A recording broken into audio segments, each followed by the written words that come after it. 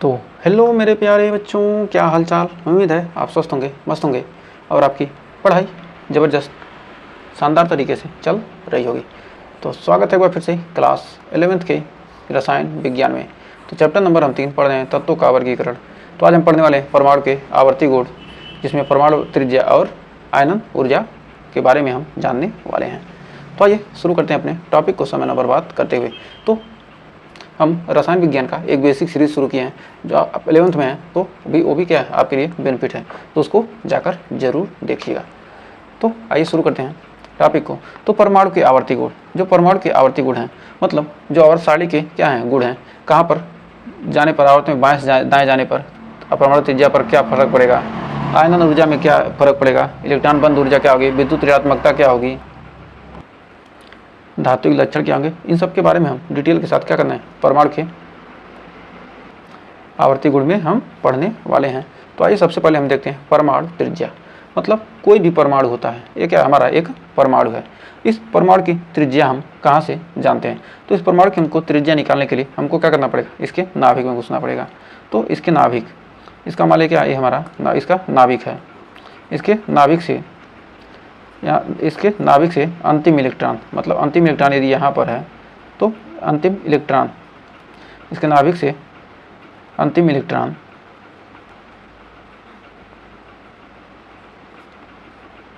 तक के बीच की दूरी को, अंतिम इलेक्ट्रॉन के बीच तक के क्या बीच की दूरी को क्या कहते हैं हम, इसकी परमाणु त्रिज्या कहते हैं। तो इसमें क्या है, ये मान लीजिए ये सब क्या है, इसमें इलेक्ट्रॉन क्या कर रहे हैं, चक्कर लगा रहे हैं, और ये हमारा क्या है, परमाणु है। तो हम लिख सकते हैं कि किसी परमाणु की जो त्रिज्या है नाभिक के क्या अंतिम इलेक्ट्रॉन से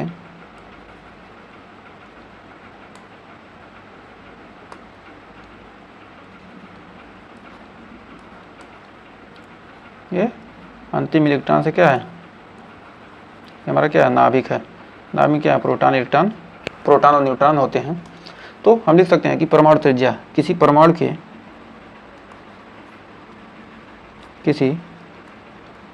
के नाभिक के परमाणु के नाभिक के केंद्र, नाभिक के केंद्र से अंतिम इलेक्ट्रॉन, केंद्र से अंतिम इलेक्ट्रॉन तक की दूरी को परमाणु त्रिज्या कहते हैं। क्या कहते हैं, परमाणु त्रिज्या कहते हैं। और परमाणु त्रिज्या क्या होती है, आर होती है। परमाणु त्रिज्या, परमाणु त्रिज्या को हम स्मॉल आर से क्या करते हैं, प्रदर्शित करते हैं। तो ये हमारा क्या है, परमाणु है। इसमें क्या है, हमारा नाभिक है।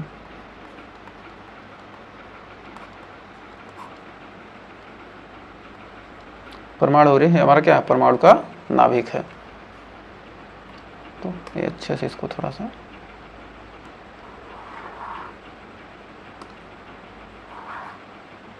एक सेकेंड, इसको हमारा क्या है, हमारा नाभिक है।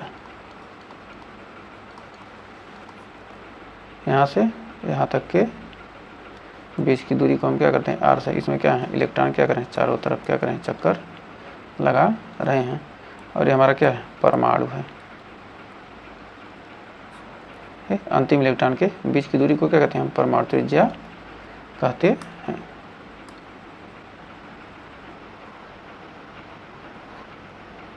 तो उम्मीद है अब यहाँ तक आपको कोई डाउट नहीं होगा।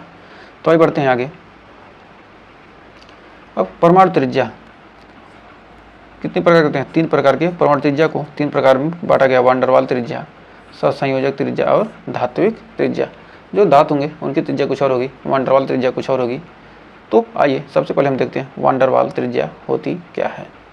तो विलगित अणुओं के पास वाले क्या है, 2 विलगित अणु हैं। 2 विलगित क्या है, अणु हैं। जैसे क्या है, हमारा Cl2 का अणु है और ये क्या है, 2 Cl2 के अणु हैं, ये हमारा अणु 1 है और ये हमारा अणु 2 है। इसका कहने का मतलब है क्या, विलगित अणुओं के पास पास वाले परमाणुओं के नाभिक के बीच की दूरी। विलगित अणु क्या है कि पास पास वाले दो परमाणुओं के नाभिक के बीच की दूरी के आधे भाग को क्या कहते हैं, वान डेर वाल त्रिज्या कहते हैं। ये क्या है, ये दोनों विलगित परमाणु हैं, इनके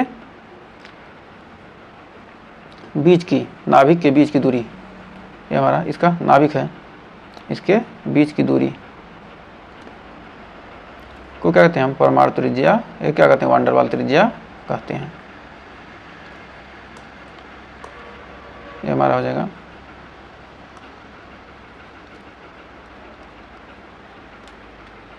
ये परमाणु के नाभिक की क्या कहते हैं,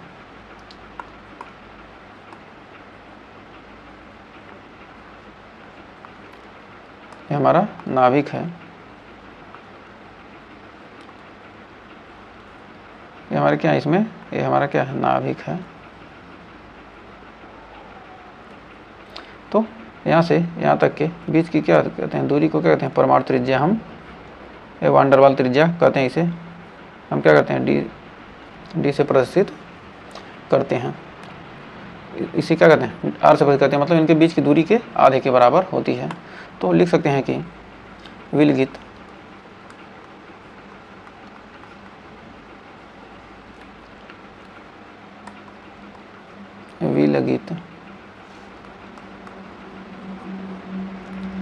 अणुओं के पास, अणुओं के पास वाले विलगित अणुओं के पास वाले परमाणुओं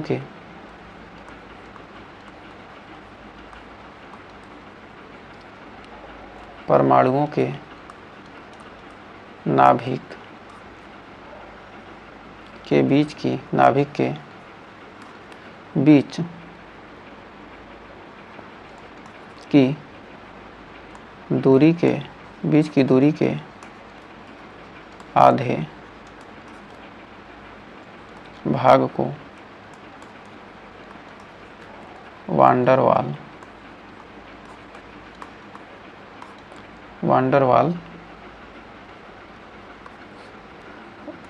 वाल्स त्रिज्या कहते हैं।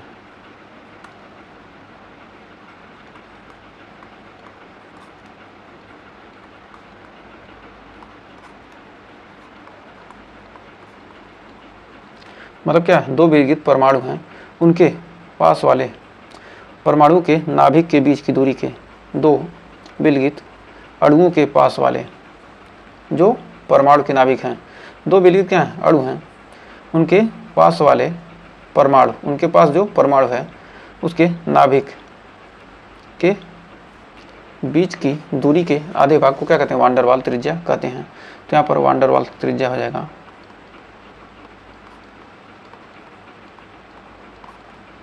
वाल्स त्रिज्या, आर बराबर हो जाएगा d/2,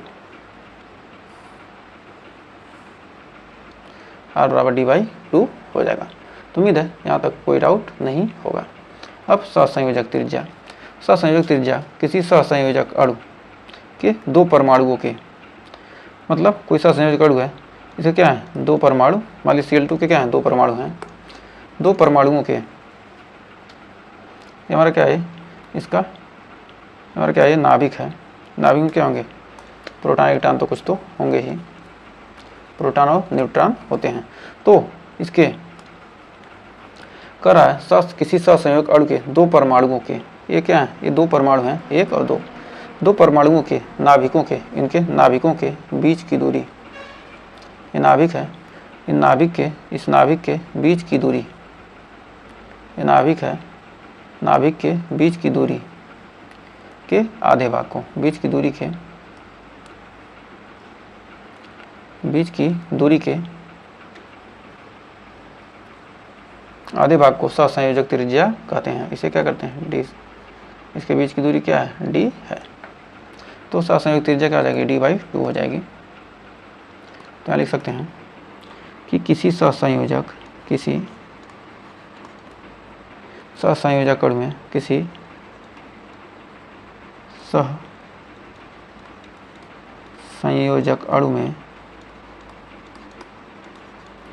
में दो परमाणुओं के नाभिकों के अणु में दो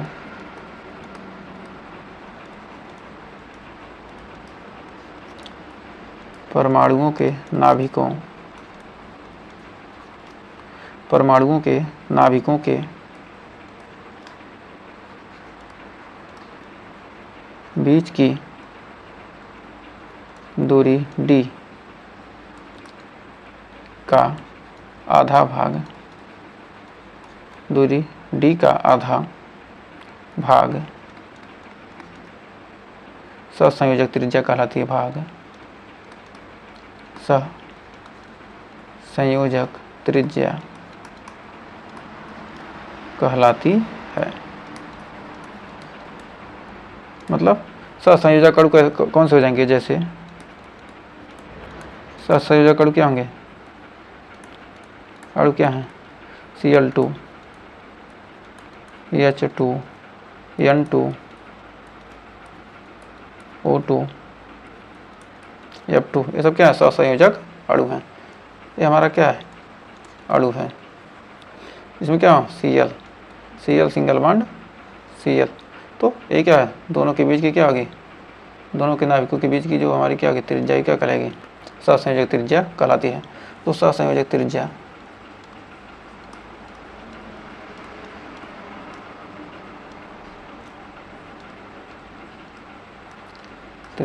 r बराबर क्या आ जाएगा? d/2। तो उम्मीद है यहाँ तक आपको कोई डाउट नहीं होगा। तो अब जानते हैं धात्विक त्रिज्या होती क्या है।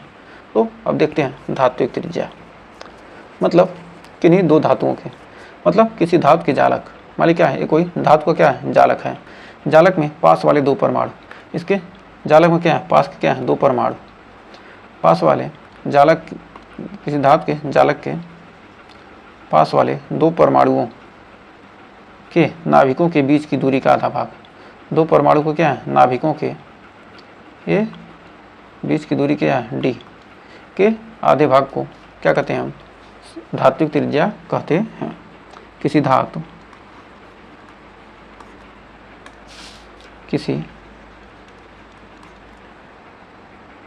के जालक के, किसी धातु के जालक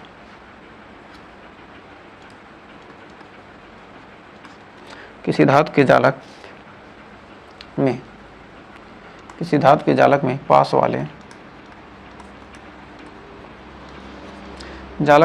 वाले दो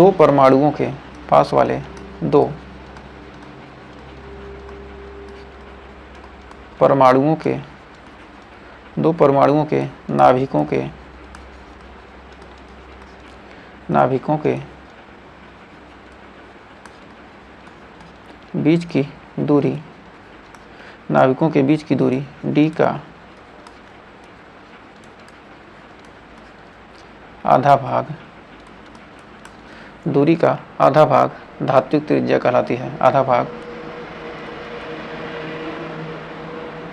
धात्विक त्रिज्या कहलाती है। तो धात्विक त्रिज्या हो जाएगा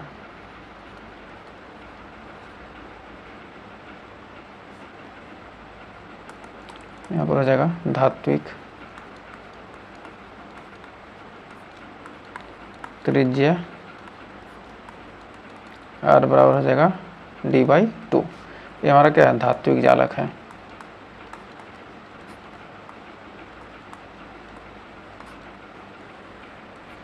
तो उम्मीद है यहाँ तक आपको कोई डाउट नहीं होगा। तो आइए बढ़ते हैं आगे। अब त्रिज्याओं की लंबाई का क्रम।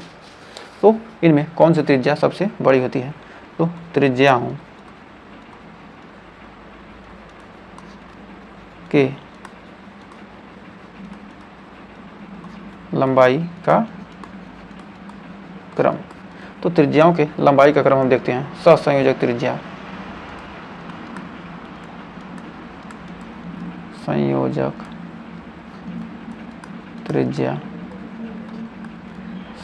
त्रिज्या क्या होती है, सबसे छोटी होती है। उससे बड़ी त्रिज्या क्या होती है, उससे बड़ी होती है धात्विक त्रिज्या, और उससे बड़ी होती है वांडर वाल्स त्रिज्या। वांडर वाल्स त्रिज्या। तो सबसे बड़ी सहसंयोजक त्रिज्या, उसके बाद धात्विक, सबसे छोटी सहसंयोजक, उससे बड़ी धात्विक, सबसे बड़ी वांडर वाल त्रिज्या होती है। तो उम्मीद है यहाँ तक आपको कोई डाउट नहीं होगा। अब यहाँ पर देखिए, जो हमारा क्या है, आवर्त में परमाणु त्रिज्या। आवर्त में हम क्या देख रहे हैं, बाएं से दाएं जा रहे हैं।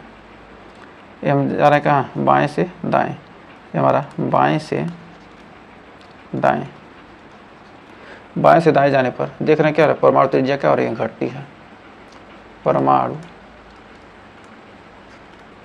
त्रिज्या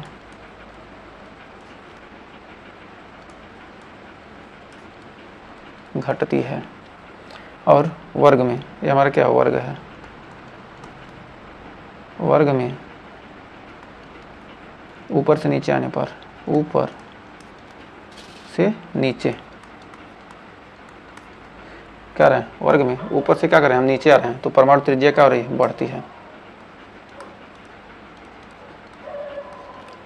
परमाणु त्रिज्या बढ़ती है। बाएं से दाएं जा रहा है, क्या हो रही है, घट रही है, बल्कि ऊपर से नीचे आने पर क्या हो रही है, बढ़ जा रही है। तो यहाँ पर हम देखेंगे हाइड्रोजन, एग्जाम्पल के हाइड्रोजन, लिथियम, हलीना की रब से फरियाद, हलीना की रब से फरियाद। तो सबसे बड़ी त्रिज्या क्या होती है, सीजियम की होती है। ऊपर से नीचे आ रहे हैं तो क्या रही, परमाणु त्रिज्या क्या रही है, बढ़ती है।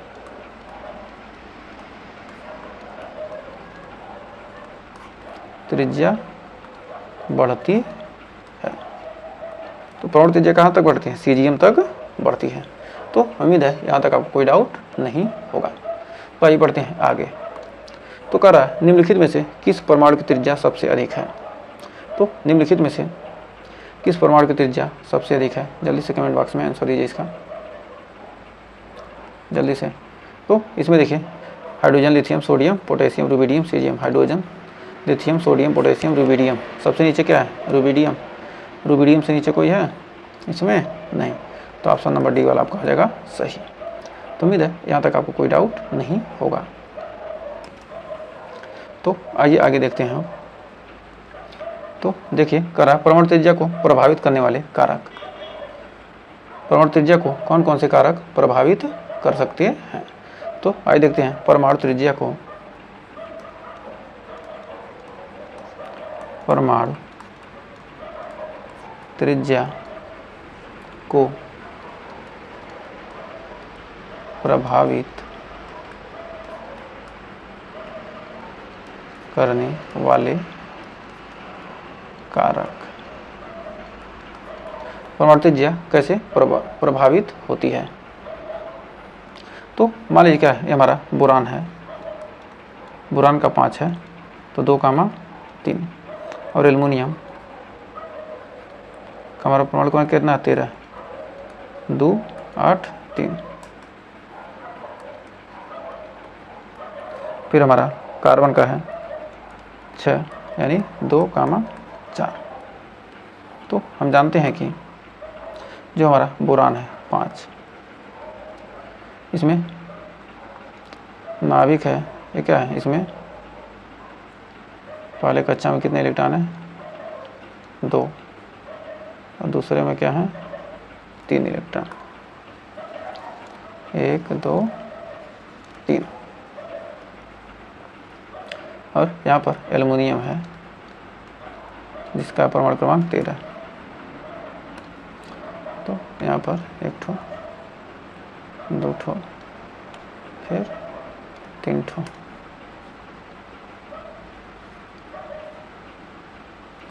2, 3। तो 2, 8, 3, ये भी छोटा पड़ जाएगा। फिर एक और बना लेते हैं, इसकी परमाणु त्रिज्या क्या बढ़ जा रही है।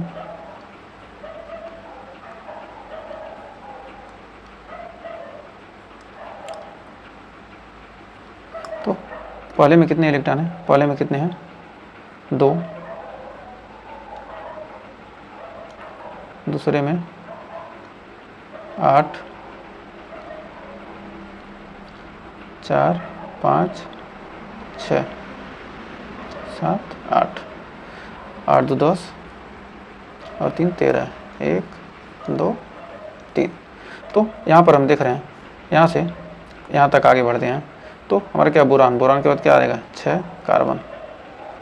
तो कार्बन में क्या है, कार्बन में क्या है उतने ही हैं जितने कि बोरान में हैं।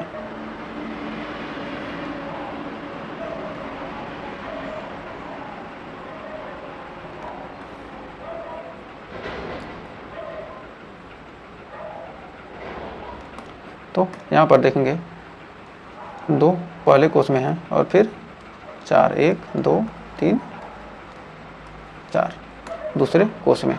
तो यहाँ पर हम देख रहे हैं ये नाभिकीय आवेश यानी शक्ति बढ़ जाता है। इसमें देख रहे हैं क्या, इसमें तो 5 ही कार्बन थे, 5 ही थे, इसमें किसमें क्या, इसमें 6 हो गए। तो ये क्या होती है, इसकी त्रिज्या क्या होती है, कम हो जाती है, त्रिज्या कम हो जाती है। नाभिक में क्या होता है, आवेश क्या होता है, बढ़ जाता है। नाभिक में जब आवेशों की संख्या क्या हो गई, बढ़ गई, तो कह सकते हैं नाभिकीय आवेश बढ़ने के कारण क्या होता है, त्रिज्या क्या होती है, घट जाती है। नाभिकीय आवेश यानी शक्ति बढ़ जाता है।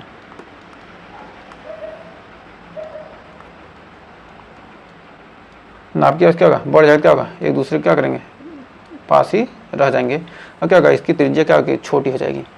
क्योंकि इसमें क्या होते हैं, इसमें जो इलेक्ट्रॉन क्या होता है, दूर हो जाता है। जब दूर हो जाएगा क्या होगा, बढ़ जाएगा। लेकिन क्या है, इसमें 5 ही, इसमें बायो कोष में 3 ही इलेक्ट्रॉन था, तो इसमें क्या होगा, आसानी से इलेक्ट्रॉन निकाला जा सकता है। लेकिन इसमें क्या होगा, 6 इलेक्ट्रॉन हो गए, ये चारों क्या होंगे, किसी को जाने देंगे, नहीं जानेंगे। तो इसलिए क्या होता है, इनका क्या होते हैं, ये आकर्षित हो जाते हैं और त्रिज्या क्या होती है, इसकी कम हो जाती है नाभिकीय आवेश के कारण। तो आगे बढ़ते हैं आगे, अब देखते हैं या एक और देख लेते हैं। हम यहाँ देखते हैं बाएं से दाएं जाने पर boron, carbon, nitrogen, oxygen, fluorine, यह क्या हो रही है, घट रही है त्रिज्या। परमाणु त्रिज्या क्या होगी, घटेगी। एक सेकेंड, इसको थोड़ा सा छोटा कर लेते हैं जिससे क्या हो जाएगा आपका जगह। तो यहाँ पर क्या हो जाएगा, यहाँ से दाएं जाएंगे तो क्या होगा, परमाणु त्रिज्या घटती है।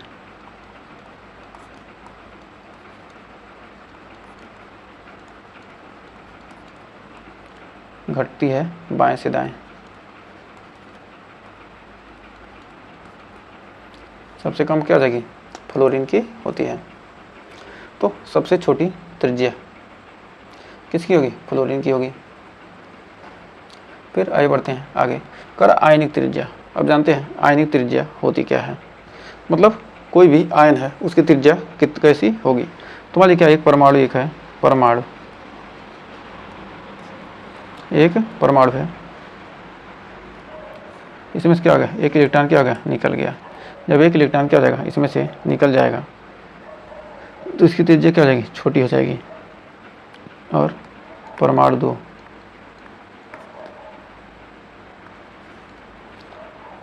क्या होता है, इसमें एक इलेक्ट्रॉन क्या होगा, एक इलेक्ट्रॉन क्या होगा, इसमें आ जाता है तो इसकी परमाणु त्रिज्या क्या होती है, बढ़ जाती है। ये हमारा क्या है, धनायन, ये हमारा क्या है, ऋणायन। तो कह सकते हैं परमाणु से इलेक्ट्रॉन जाने पर, परमाणु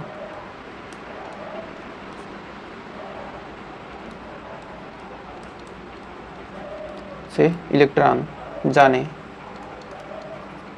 परमाणु से इलेक्ट्रॉन जाने पर नाभिकीय आवेश जाने पर नाभिकीय आवेश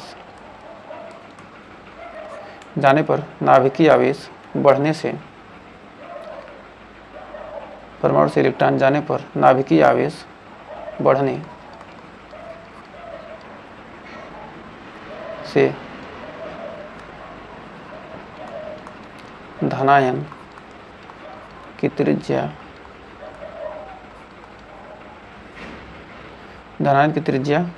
कम हो जाती है, कम हो जाती है।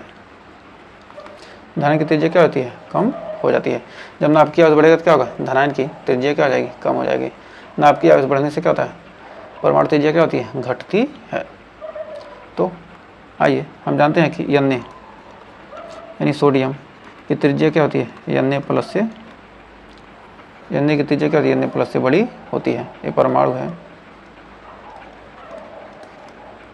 और ये हमारा क्या है? धनायन। धनायन की त्रिज्या क्या होती है? छोटी। अब यहाँ पर Cl है और Cl माइनस, यानी ऋणायन की त्रिज्या कितनी होती है? बड़ी। ये परमाणु है और ये हमारा ऋणायन है। परमाणु और हमारा ऋणायन। ऋणायन की त्रिज्या क्या होती है? बड़ी होती है। धनायन की त्रिज्या क्या होती है? छोटी। आकार यानी कि त्रिज्या। तो हम जानते हैं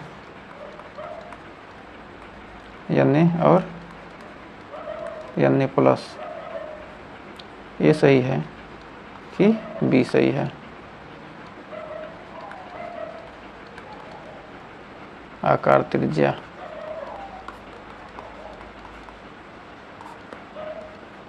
यहाँ पर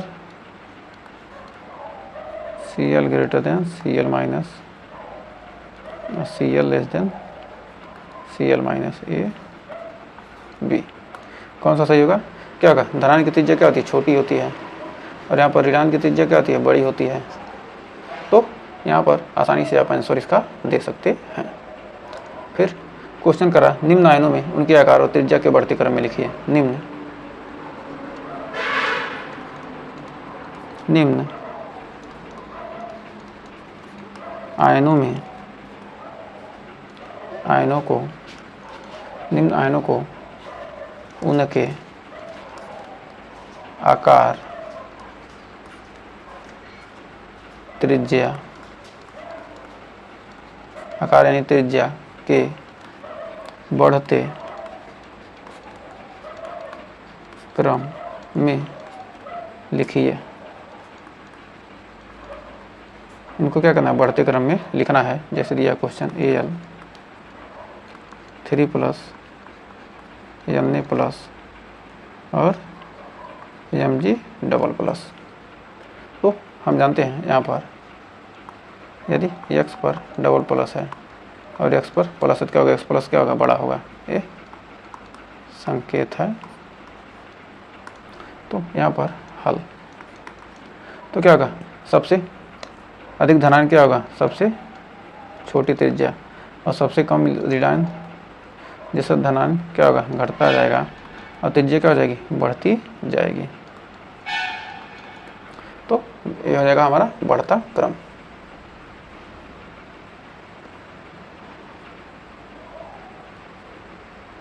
फिर अगला है आयनन ऊर्जा। आयनन ऊर्जा होता क्या है? किसी विलग गैसी, मतलब कोई विलगित गैसी क्या है? कोई परमाणु है, उसे क्या कर रहे हैं? एक इलेक्ट्रॉन निकालने के लिए जितनी ऊर्जा की आवश्यकता होती है क्या कहलाती है? हमारी आयनन ऊर्जा कहलाती है। कोई विलगित परमाणु से, मतलब कोई क्या, एक कोई ऐसी परमाणु है जिससे क्या करें? हमको एक इलेक्ट्रॉन क्या करना है? निकालना है। तो जो उसकी क्या होगी? इलेक्ट्रॉन निकालने की जितनी ऊर्जा की आवश्यकता होती वो क्या कहती है? उसकी आयनन ऊर्जा कहलाती है। तो लिख सकते हैं कि किसी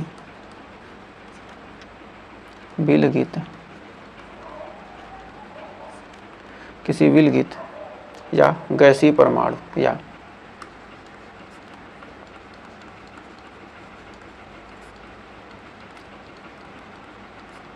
गैसीय परमाणु के बाहरी कोश के अंतिम इलेक्ट्रॉन, बाहरी कोश के अंतिम इलेक्ट्रॉन को निकालने में, अंतिम इलेक्ट्रॉन को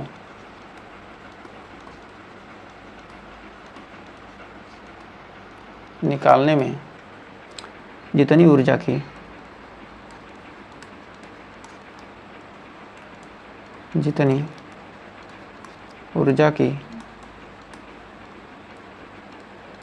आवश्यकता होती है, जितनी ऊर्जा की आवश्यकता होती है, आयनन ऊर्जा कहलाती है। आयनन ऊर्जा कहलाती है। तो आयनन ऊर्जा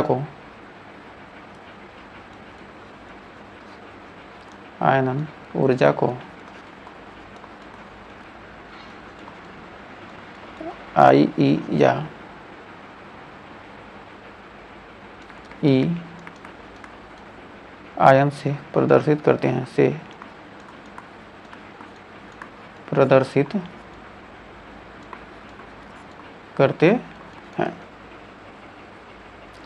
मान लीजिए एग्जाम्पल में हमको क्या करना है, N सोडियम के परमाणु क्या 11 इलेक्ट्रॉन है, तो 2 8 1। हमको क्या करेंगे, इस इलेक्ट्रॉन को निकालने के लिए जितनी ऊर्जा की आवश्यकता होगी, या मैग्नीशियम से 2 8 2 इलेक्ट्रॉन निकालने में जितनी ऊर्जा की आवश्यकता होगी, क्या कहलाएगी, इसकी आयनन ऊर्जा कहलाएगी। तो हमारा क्या है, एक विलगित गैसीय क्या यहाँ पर परमाणु है। इसको हम क्या कहते हैं, हम इसमें से क्या करें, एक इलेक्ट्रॉन हमको निकालना है। यदि हम क्या करते हैं, इससे इलेक्ट्रॉन, ये विलगित हमारा क्या परमाणु है।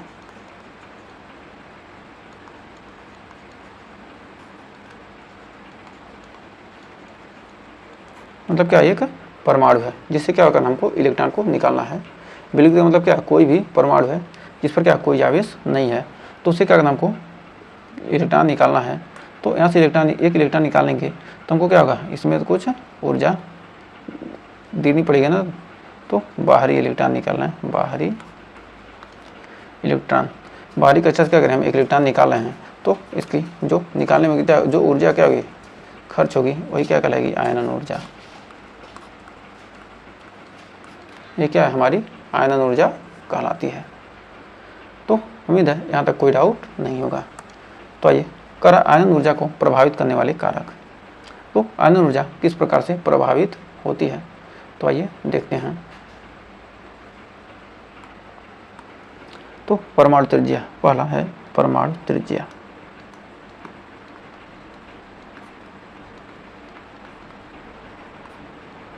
परमाणु त्रिज्या प्रोपोर्शनल टू होता है 1 आयनन ऊर्जा। आयनन ऊर्जा फिर क्या होगी, आयनन ऊर्जा का मान बढ़ेगा तो परमाणु त्रिज्या क्या होगी, घटेगी। और दूसरा है नाभिकीय आवेश। नाभिकीय आवेश प्रोपोर्शनल टू आयनन ऊर्जा। नाभिकीय आवेश क्या होगा, बढ़ेगा, तो क्या होगी, आयनन ऊर्जा का मान भी क्या होगा, बढ़ेगा। तो यहाँ से यहाँ, ऊपर से नीचे, दाएं से बाएं। यहाँ पर ये क्या है, ऊपर से नीचे। परमाणु में क्या है, आयनन ऊर्जा क्या होगा, बाएं से दाएं जाते हैं, बाएं से दाएं क्या हो रही है, आयनन ऊर्जा बढ़ेगी। परमाणु त्रिज्या क्या हो रही है, घटती है, तो क्या होगी, आयनन ऊर्जा क्या होगी, बढ़ेगी। आयनन ऊर्जा बढ़ेगी। परमाणु त्रिज्या घटती है तो क्या होती है, आयनन ऊर्जा बढ़ती है, ज़्यादा ऊर्जा देना पड़ेगा, मतलब आयनन ऊर्जा का मान क्या हो जाएगा, बढ़ जाएगा। फिर ऊपर से नीचे आने पर आयनन ऊर्जा क्या होती है, घटती है। आयनन ऊर्जा घटती है। तो ये कहाँ पर है, आवर्त सारणी में। और सारणी में क्या करेंगे, ऊपर से नीचे जाने पर, दाएं से बाएं जाने पर। तो हम जानते हैं एक कोई विलयन गैसीय परमाणु है, उससे क्या करें, हमको पहला इलेक्ट्रॉन निकालना है। तो हम एक इलेक्ट्रॉन निकाल रहे हैं, तो हमें जो उसकी हमारी आयनन ऊर्जा होगी उसे क्या कहेंगे, IE1 कहेंगे। और पुनः उससे यदि हम क्या कहते हैं, ये हमारा क्या परमाणु है, तो क्या होगी, हमारी आयनन ऊर्जा का मान क्या होगा, कम होगा। लेकिन इसी परमाणु से हम क्या करते हैं, एक इलेक्ट्रॉन और निकालते हैं, एक इलेक्ट्रॉन और निकालते हैं, मतलब धनायन से एक इलेक्ट्रॉन और निकालेंगे तो हमें क्या होगी, और ज़्यादा ऊर्जा खर्च करनी पड़ेगी। तो हम कह सकते हैं कि IE1 ग्रेटर देन IE2। आप किसी के पास क्या है, दोनों हाथों में लड्डू है, दोनों हाथों में लड्डू है, तो आप क्या करेंगे, उसके एक हाथ से लड्डू तो छीन सकते हैं, एक हाथ से लड्डू छीन लेंगे और दूसरे हाथ से छीनना पड़ेगा, तो उसको आसानी से छीन पाएंगे नहीं। तो ही यहाँ पर भी वही कंडीशन है, एक हाथ में लड्डू है तो क्या होगा, एक हाथ से तो क्या होगा, वो तो मजबूती से, एक हाथ से दोनों हाथ में है तो मजबूती से नहीं पकड़ पाएगा। लेकिन जो एक हाथ उसका खाली हुआ, क्या होगा, दूसरे हाथ को यदि आप छीनने जाएंगे तो क्या करेंगे, दोनों हाथ से वो पकड़ लेगा, तो आप आसानी से छीन नहीं पाएंगे, मतलब आपको अधिक जोर लगाना पड़ेगा। जबकि आपको जब दोनों हाथों में उसके लड्डू थे तो आपको छीनना क्या था, आसान था। तो इसी प्रकार क्या होता है, आयनन ऊर्जा, एक इलेक्ट्रॉन निकालने में क्या होगा, आसानी से निकाल लेंगे, निकल जाएगा। लेकिन जब दूसरा निकालेंगे तो क्या होगी, अधिक ऊर्जा खर्च करनी पड़ेगी। तो प्रथम आयनन ऊर्जा, यह है द्वितीय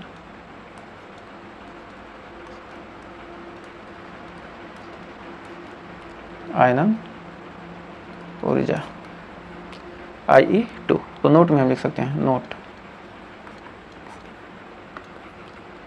द्वितीय आयनन ऊर्जा, द्वितीय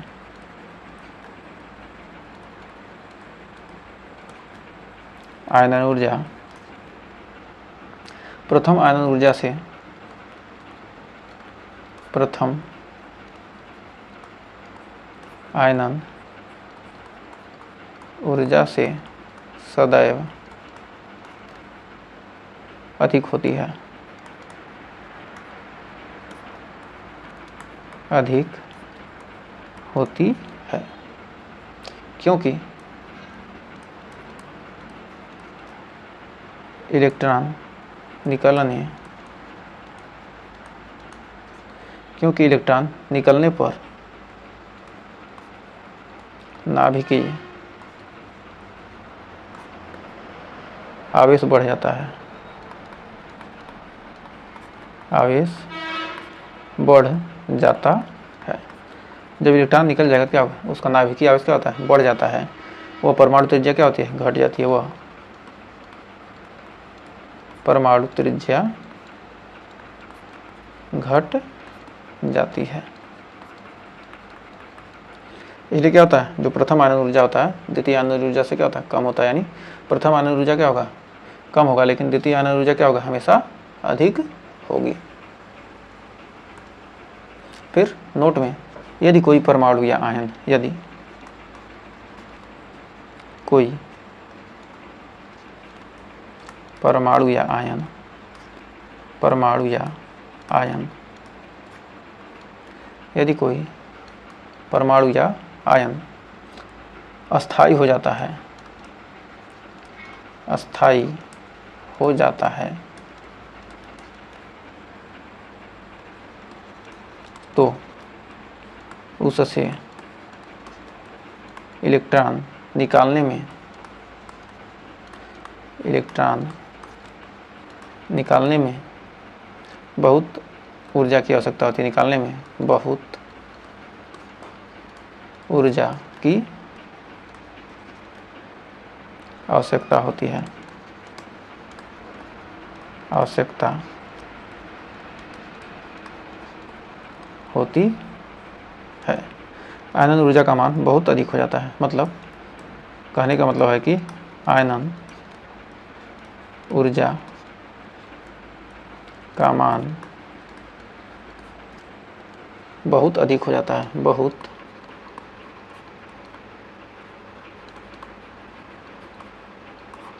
अधिक हो जाता है। आयनन ऊर्जा का मान क्या होता है? बहुत अधिक हो जाता है। जो जैसे हम कुछ विन्यास जानते हैं जो क्या होते हैं, जब अधिक अस्थायी होते हैं विन्यास। यदि P3 है या P6 है, P3, P6, D5, D10, ये सब क्या होते हैं? ये हमारे अस्थाई। ये सब क्या हैं? ये सब अस्थाई हैं। और लास्ट में 8 इलेक्ट्रॉन हो तब भी क्या होगा? अस्थाई। तो हम जानते हैं जैसे सोडियम को 1s2, 2s2, 2p6, 3s1, 2 4 6 4 10 1 11। तो इसमें क्या है? 2 8 1। तो क्या यह अस्थाई नहीं है, जबकि Na plus 1s2, 2s2, 2p6, यह क्या है? 2 8। क्या हो गया? अस्थाई। यह हो जाएगा क्या? अस्थाई हो जाएगा। तो उम्मीद है यहाँ तक आपको कोई डाउट नहीं होगा। फिर देखिए कह रहा निम्नलिखित में से किसकी आयनन ऊर्जा सबसे अधिक है? तो हम जानते हैं lithium, sodium, potassium, rubidium, caesium. ऊपर से नीचे जाने पर क्या होती है? परमाणु त्रिज्या क्या होती है? बढ़ती है। तो आयनन ऊर्जा का मान क्या होता है? घटता है। तो सबसे अधिक आयनन ऊर्जा क्या होगी? लिथियम की होगी। क्या होगी? परमाणु त्रिज्या क्या होता है? अपोजिट होता है, इसलिए क्या होगा? यहाँ पर सबसे अधिक क्या होगी? आयनन ऊर्जा लिथियम की होगी। फिर अगला कह रहा है सीजियम धातु का उपयोग प्रकाश वोल्टी सेल में किया जाता है, क्यों? वोल्टी मतलब विद्युत। तो इसका उत्तर लिख सकते हैं सीजियम का परमाणु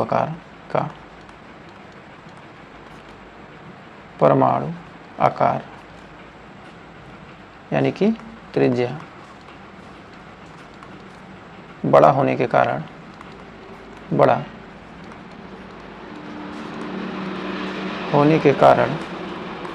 सीजियम का परमाणु आकार क्या? बड़ा होने के कारण यह कम आयनन ऊर्जा दिखाता है। यह कम आयनन ऊर्जा दिखाता है। कम आयनन ऊर्जा दिखाता है, जिससे आसानी से इलेक्ट्रॉन निकल जाते हैं,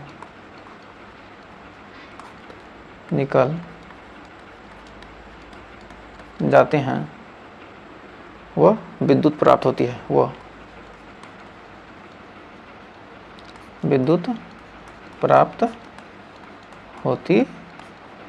है।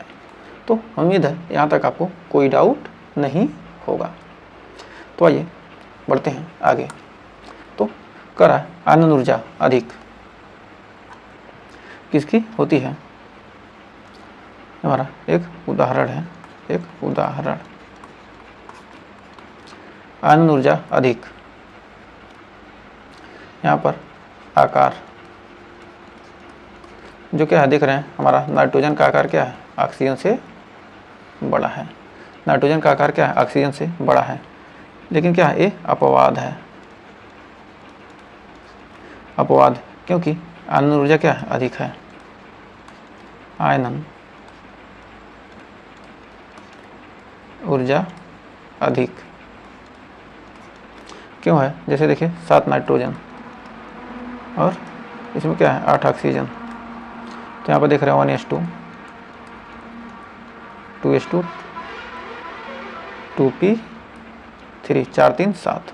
और यहाँ पर है 1s2, 2s2, 2p4। तो यहाँ पर 4 अस्थाई नहीं बल्कि क्या है, यह अस्थाई है।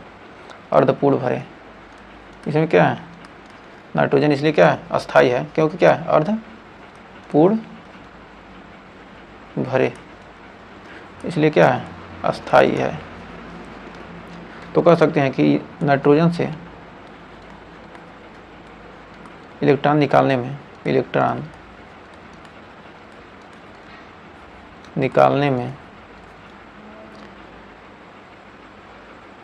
नाइट्रोजन से इलेक्ट्रॉन निकालने में अधिक ऊर्जा की आवश्यकता होती है, अधिक ऊर्जा की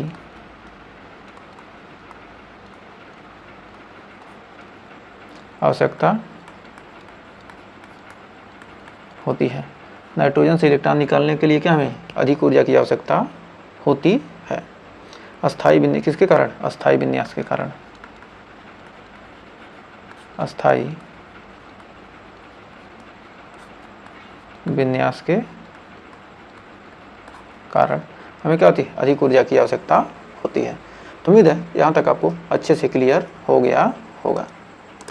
अगर यहाँ तक अच्छे से क्लियर हुआ हो और सेशन अच्छा लगा हो तो वीडियो को लाइक शेयर कीजिएगा, और चैनल पर पहले विजिट किए चैनल को सब्सक्राइब जरूर कीजिएगा। तो मिलेंगे नेक्स्ट वीडियो में, तब तक के लिए टेक केयर।